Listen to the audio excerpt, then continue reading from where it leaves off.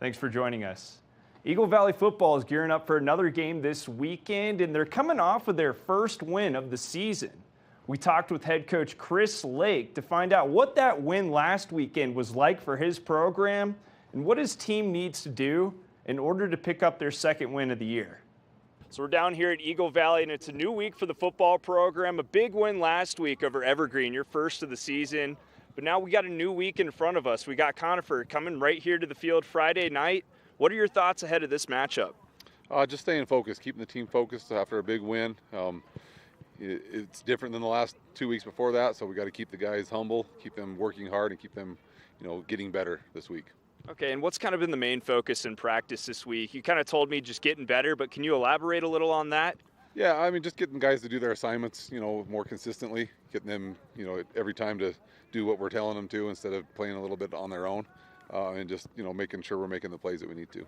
Okay, and let's go back to last weekend against Evergreen. Your first win as head coach of this program, not to mention the first win of this season. How fired up was that locker room after that game with Evergreen? It was definitely a different vibe this week for sure. Yeah, tons of energy. Our crowd was awesome this week. They gave us a lot of energy during the game. Our student section was going crazy. They rushed the field after the win, so it was an exciting win for this program, and I'm happy to have my first win as a head coach here. Yeah, and not to mention, it's an exciting game to always, come out victorious, get that first W on the schedule. But thinking in the grand scheme of things, I know you're a head coach, you like to think one game at a time, but how important is a win like this for the whole season? Well, yeah, it sets the season up, right? If we don't win a game, we don't get the season started. So, yeah, it sets us up good. We got, some good matchups these next couple of weeks, we think, for ourselves. And, that'll help us carry on into league, and hopefully we be successful there. Okay, and I was watching y'all practice some special teams later in today's practice. How confident are you in the kicking abilities right now? We're good. So we are missing a guy this week. Nate, our normal kicker, got a concussion, so he's out for the week. So got some new guys in there kicking, but they're stepping up and they're doing a great job. So we're confident in them. Okay. Any emphasis on maybe going for it a little more on fourth down, or you think the kicking abilities are going to be there come Friday? That's kind of my emphasis all the time. Unless we're pinned down on our own side, we're going for it most of the time on fourth down. So not much of a change there. Confidence-wise, we're still confident with the guys that we have, and when we call their number, we'll be fine. Yeah. Okay. And what can you kind of tell me about this Conifer team? Scouting them this year, it seems like maybe they're a younger team. Not sure about that. I didn't necessarily study their roster, but they're going to come and play football. They're going to be tough, just like they always are. And we feel like we have good matchups across the board, so we think we can take advantage of that, and it should be a successful game for us. Okay. And any lessons learned against Evergreen last week that you're looking to carry over into this game and hopefully come out on top of Conifer? Yeah, our defense was outstanding in the Evergreen game, so we just need to bring our offense up to speed, have them help our defense a little bit more, take the pressure off them. We keep putting our defense in tough situations, and they keep standing up for us, so that's great. We just need to get the offense to come along a little bit this week. Okay, and one more practice before that game. You got one more Thursday practice before Friday night lights hit. What's going to be the main focus in that practice? Just cleaning everything up and getting focused for the game. Yep.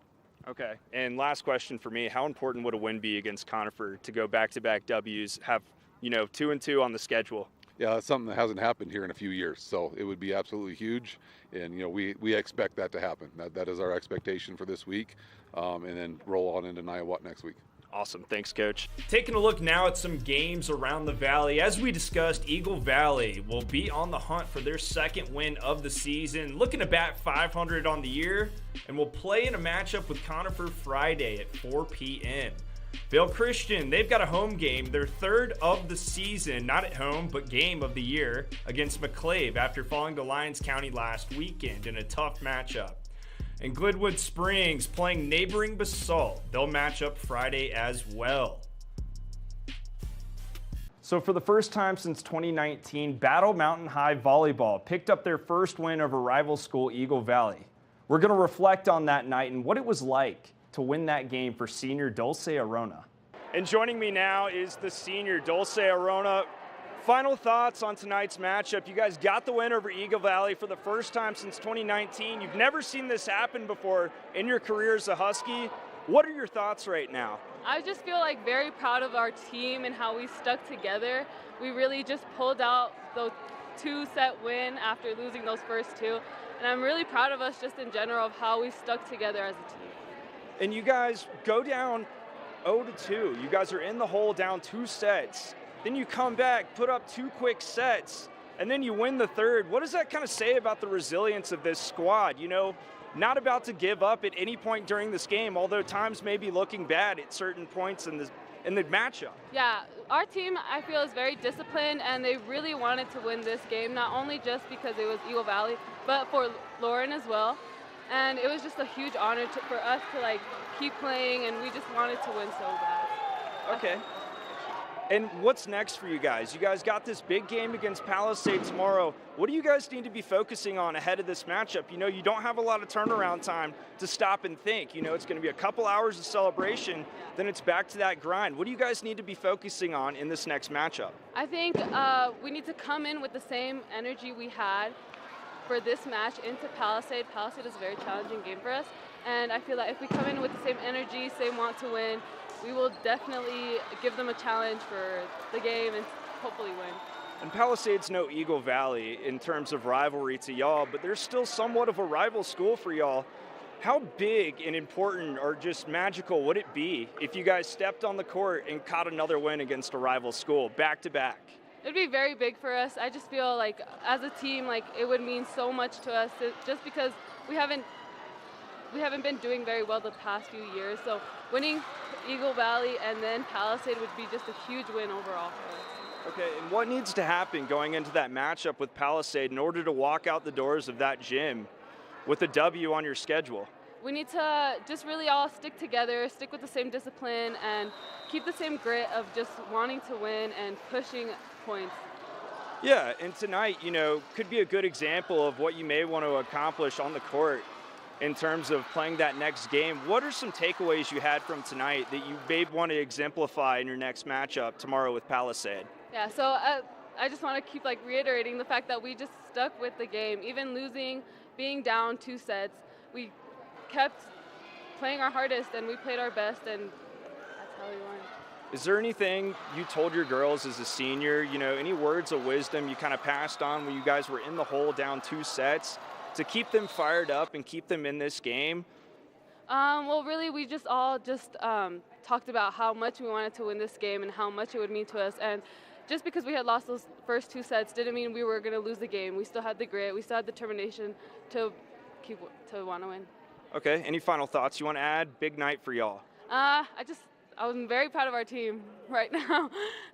That's fine. Awesome, awesome. Thanks for stopping by. Great win tonight for Battle Mountain High School over Eagle Valley. You can catch them Tuesday night as they take on their other rival school, Palisade.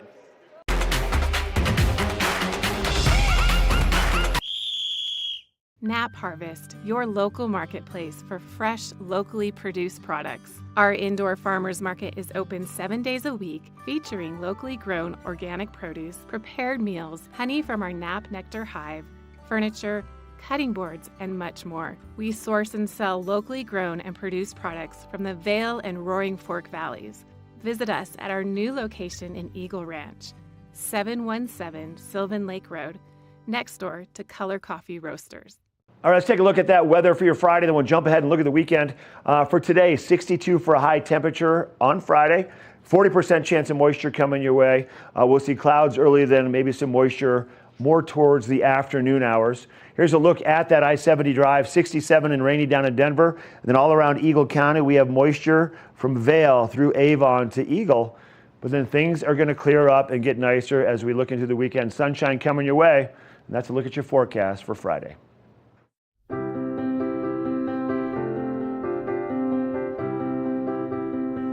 Hi, I'm Ben Belgrad, and I'm the owner of Drinking Vessels here at Bat Country Studios in Minturn. And I've been in the Valley for 7 years.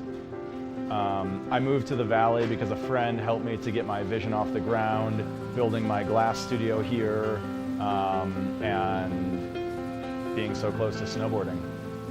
So here at the studio, we're acting as a broker for 50 to 100 artists from around the country.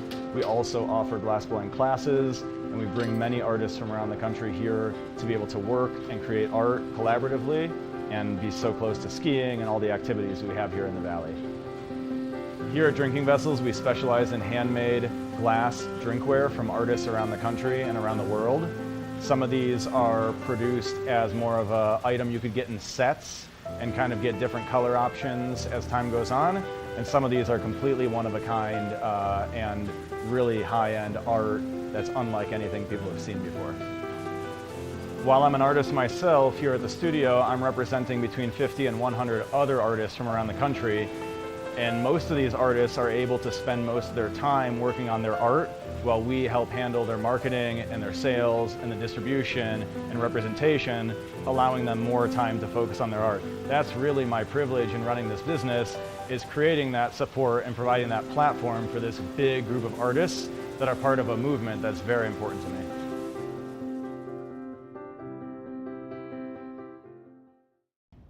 Did you know that all Eagle County residents and visitors can get a free Eagle Valley Library District card? All you need is a photo ID. You get our online databases and resources, free music, free streaming, all from wherever you have internet access.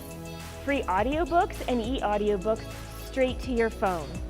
Go into your Eagle Valley Library District branch today and get your library card.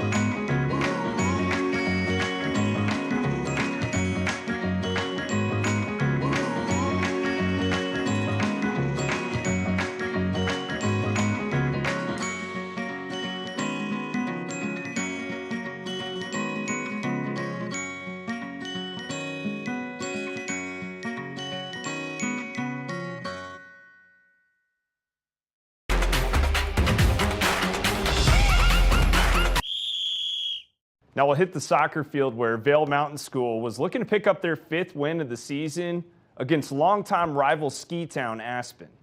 After a goal within the first 30 seconds of the game, Rutley Heineman hits the deck and picks up the free kick. He'll nail it and the Girl Rangers go up 2-0. Then it's Heineman again, driving inside. He'll slip it past the defense and roll it left of the keeper to get Vail Mountain School their 3rd goal of the day. Vail Mountain School working together now to set up the shot. The ball finds who else but Heineman again, and he'll let it rip, and this kid does not miss. Girl Rangers go up 4-0 on rival ski town ASPEN. Evan Sapp set up now with a free shot at the goal. Whistle blows, and he'll make his move to the ball. Does not disappoint as he comes up with Vail Mountain School's 5th goal of the day. Heineman back with the ball, and he'll find his teammate Will Roy, who hits what looks like the upper 90, and the Girl Rangers go up 6-0. Vail Mountain School will take this one home in dominant fashion as they knock off ASPEN for their 5th win of the year, 8-0. We talked with goalkeeper Hunter Iverson after the game. So big win today for VMS boys soccer. They caught the 8-0 win over rival ski town ASPEN. Joining me right now, the goalkeeper Hunter Iverson. No shots in the goal today for you, right? How did that feel? It felt good. I felt confident in my defense. They were holding it down for me. And what was it like? What did you see from your offense that you like so much? Rutley here scoring a number of goals, but what did you like in particular that stood out to you in this game from your boys up front? Their passing was really good, and they made a lot of runs getting open for themselves, and yeah, proud of that. I always hear that ASPEN and Vail, they have this kind of bitter rivalry when it comes to ski towns. How good does it feel to just get that shutout win over the rival ski town here in Colorado? Definitely feels good to get the win, have something to hold over them, and yeah, for sure. Okay, and what kind of preparation went into this game? You knew that they weren't going to be as high a caliber opponent as maybe Steamboat or some of the other teams you've seen this year. What kind of preparation did you guys just work on this week with Coach Kevin Ives? We worked on mostly staying composed on the ball and working and surveying options on the field. Okay, and a big game coming up next. You're on this stretch that you're going to face a lot of good teams, it seems like, back-to-back. Colorado Academy, you got to make the trip down I-70 to Denver. That's a tough team, arguably maybe the best team in the state this year. What do you guys need to work on to get prepared for that matchup? We're going to work on being more unified as a team, working better together. There is some separation in the team, but we can bring that together, and I believe if we do that, then we'll have a chance in that game. Okay, and speaking of Colorado Academy still, they're a tough caliber opponent, like I've said, but what really sticks out to you about that team? Have you seen them, you've seen them maybe a little bit. This is your first year on varsity, but what do you know about Colorado Academy that you've really got to be prepared for? They have definitely a lot of high-skilled players and have to watch out for that. Obviously, athleticism too, and just be prepared for that. Okay, and back to this week, Tuesday, you guys pick up the win against Rifle. That felt good. A lot of crowd noise from this Rifle fan base, too. A lot of noise you guys had to keep out of your heads. How good does it feel to just be 2-0 on the week? It definitely feels good. We went into this week knowing that we would have two pretty tough games, and it definitely feels good to get 2 wins in a week. Right on, Hunter. Anything you want to add? Nope. That's it. Awesome. Vail Mountain School 2-0 this week. Stick around. We've got more player interviews coming. All right, so Vail Mountain School just knocked off rival ski town school Aspen, and joining me, the midfielder, the junior, Rutley Heineman. You may know him as All-State. Mr. Heineman, how did it feel to just get on that field and score 3 goals today? It was definitely a lot of fun. I don't know. It's always fun being back on the field and playing with the team, and just, I don't know. It was just a lot of fun. 8 goals scored today, no goals punched into your side of the field. What's your biggest takeaway from how y'all played on both sides of the ball? Protecting the goal, but also just on the attack. I don't know. Kind of just we're starting to come together fully as a team, and we're starting to gain a lot of momentum. We've got 4 wins in a row right now, and we're trying to take that into a very good CA team. Okay, and you just brought up Colorado Academy. They're kind of, that enemy on the board that you guys always want to take down, but, look forward to playing because they make you better as a squad. How do you think, 2 wins, going 2-0 this week is going to help build confidence entering that tough matchup with Colorado Academy? Definitely just brings in a lot of good momentum coming into the next week. We are away, but I think it's just going to be a fun, good game. It's going to be just a grind game. I don't know, low scoring. It's going to be a lot of fun. They definitely got a lot of skilled players. Everyone is good on the ball on their team. We just got to kind of play consistent and good, strong defense and offense. Okay, and back to Aspen, this wasn't the highest caliber team you guys have seen this season, but going back to the past, they've been tough for y'all to play against in the past. I know you've only been in the Valley a short amount of time relatively, but how have you kind of seen this rivalry build between Aspen and your school, Vail Mountain School? It's definitely built a little bit. I don't know. We've kind of had them kind of consistently over the years, but I don't know. Kind of hoping next year for a little bit more competition. I don't know. We'll see how it goes, but they're definitely. It's definitely nice to get the win over them. Yeah. Okay, and beginning of the season, you guys were telling me you want to run it back. After 5 games or so on the season on your belt already, has the expectations for this year changed at all? No, it hasn't changed. We're still going for the state championship. We're still trying to go back to back. Yeah, that's definitely the goal. Okay, and we've kind of hit sort of a midway point in the season. But what's really changed about this team from last year's team that's really stood out to you? I think kind of just we got a good young core, and everyone is starting to come together. We're starting to build that good chemistry. We're starting to get comfortable on the field with each other. And that's, I think, just the key to this team and just going forward throughout the whole entire season. Okay, and final thoughts from me, but you guys have this difficult stretch coming up. You got Colorado Academy, not to mention a couple of other schools, that could challenge you along the way. What do you guys need to be focused on this week and the rest of the season in order to get back to that 2A state championship matchup? I kind of just think keeping the morale up, not getting nervous, like going in there with confidence, and kind of just taking it to them, just not getting down, just being ready for them and saying that like we can play with them, and we're not just because we're a two-way school it doesn't mean that we can't play with them. I think that we are better than a two-way school, personally. So I think it's going to be good games for us. It's going to obviously make our team better, and it's going to be a fun kind of stretch. We'll see how it goes. Awesome. Anything you want to add? No, I think that's it. Little Go Rangers, go Rangers. Yeah, come on, Go Rangers, let's go. Awesome. All right. Vail Mountain School with probably the matchup of the year on the schedule coming up against Colorado Academy. So stay tuned for that matchup. Over the weekend, 22nd ranked CU football took on longtime rival Nebraska for the first time since 2019. Big Red fans made themselves heard at Folsom Field and were hoping to steal one on the road after dropping their season opener, but Coach Prime and the Buffs determined to keep the hype alive in Boulder. Prime talked about his defense not looking amazing on paper last weekend against TCU, but assured everyone they're legit and would prove it against the Cornhuskers. Jeff Sims calls for the snap, the ball hits the deck, and it's a fight for the football. But the home team will come away with it. The week prior, the Huskers turned the ball over 4 times and were not off to a good start in week 2. Fast forward to the second quarter, Huskers back with the ball. Sims throws, and it's picked off by Cameron Silman Craig.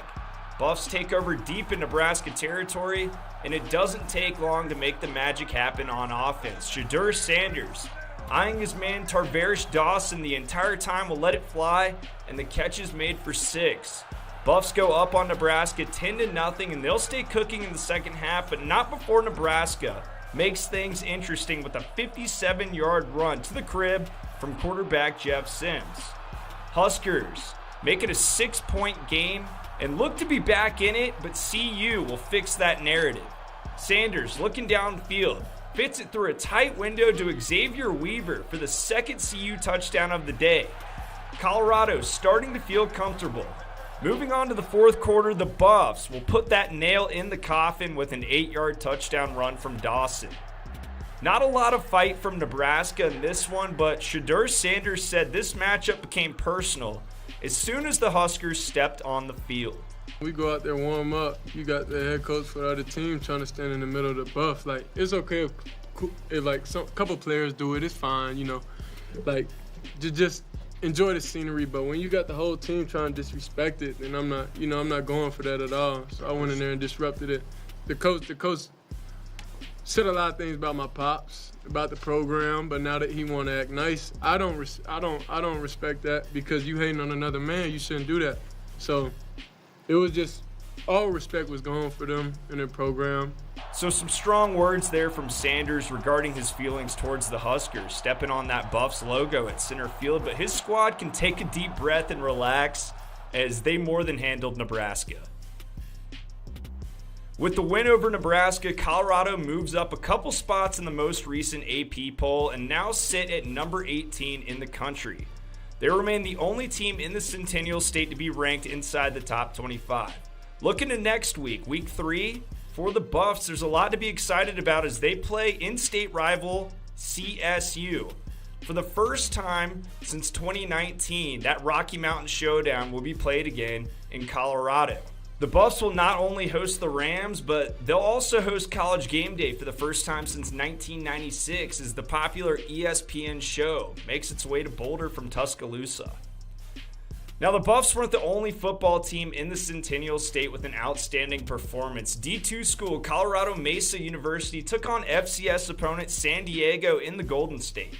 Mesa would knock off the Division I school 28-21 in overtime. Normally, you use a higher caliber opponent to gauge your own team, but head coach of Mesa, Miles Kochever, told me at our Mac Media Day he had other plans entering the matchup with San Diego.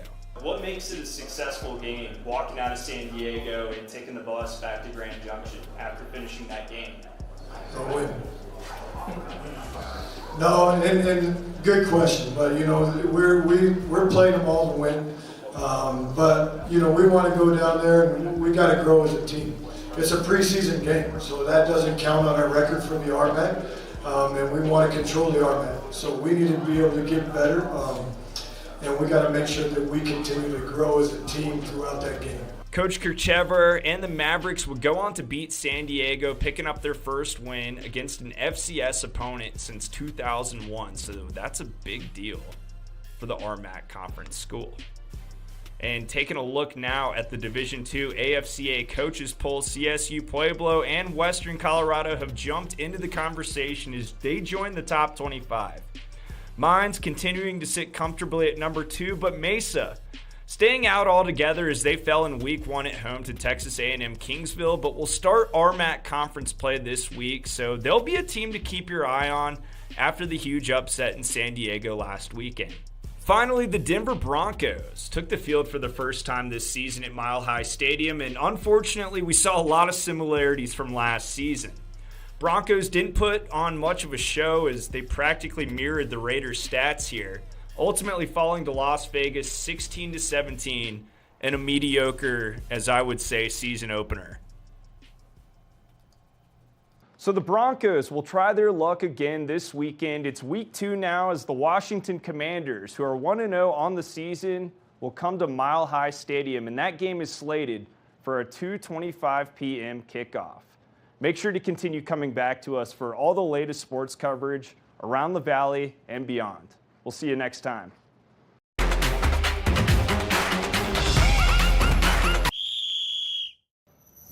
Hi, it's Julio from TV8 Vail. Do you ever wonder why our tagline is "There's more for you on 92"? Because we're always bringing you more. More Good Morning Vail from 7 a.m. to 9 a.m. all year long. More local coverage with Vail Vibes and Covered Bridge on TV8.